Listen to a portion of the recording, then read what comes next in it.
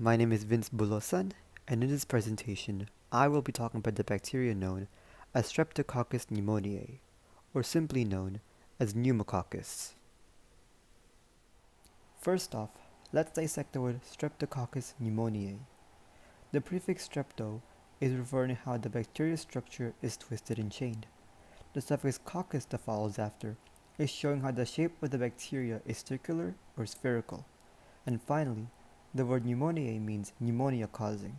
Therefore, when you put it all together, Streptococcus pneumoniae is a spherical and twisted bacteria that can cause pneumonia and other related illnesses when the host becomes infected.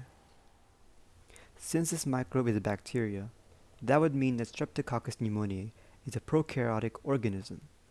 This means that pneumococci lacks the membrane-bound organelles that are found in eukaryotes, like a nucleus, mitochondria, and a chloroplast.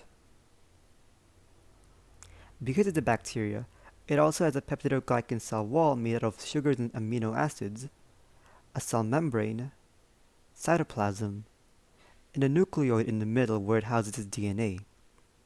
And since pneumococcus is gram-positive, its peptidoglycan cell wall is much thicker. The absence of a nucleus would also mean that this bacteria doesn't replicate via mitosis, but instead through binary fission. This in turn explains why pneumococci spreads and reproduces so quickly to make large colonies, because it doubles at a rate of 20 to 30 minutes at ideal temperatures, which is often the case inside the human body. That means in just 6 hours, just one bacteria can turn into 4,096 pneumococci if it doubles every 30 minutes. In this example of a phylogenetic tree of Streptococcus, you can see how Streptococcus pneumoniae evolved over time, and how it is both similar and different from other bacteria of the same genus. As can be seen in the diagram, Streptococcus pneumoniae is associated with bacteria like Streptococcus oralis and Streptococcus mitis.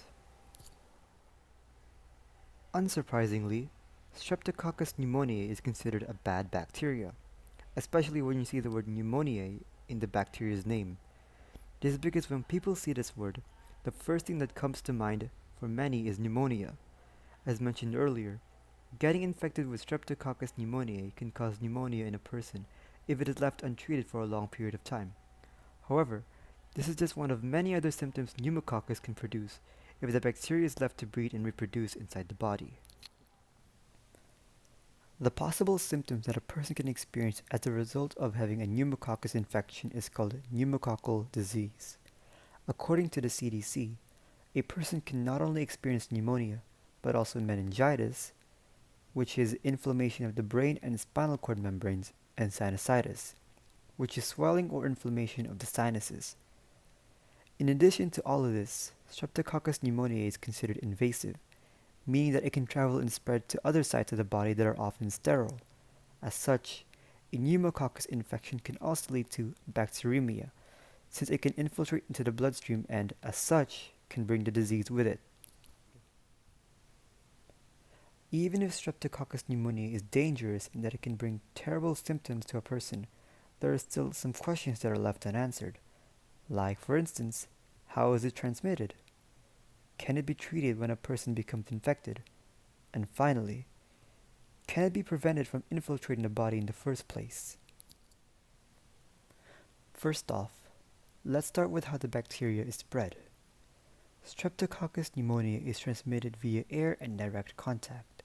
This means that you would have to inhale the respiratory droplets, or coughing, of someone who is already infected with the bacteria and is clearly showing signs of having pneumococcal disease. That is why it's not only very important to avoid massively crowded areas, especially during the annual flu season between fall and spring, but also wear a mask so that you don't become infected or either infect someone else if you have pneumococcal disease.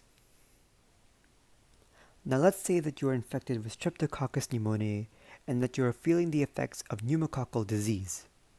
Is there any way to find a treatment or cure to stop the bacterial infection?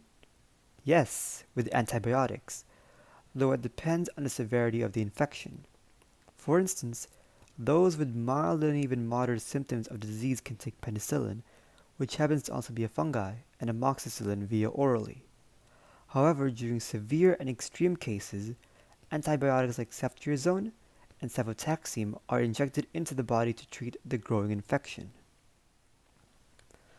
Finally, is it possible to prevent pneumococcal disease in the instance that Streptococcus pneumoniae infiltrates the body and begins reproducing?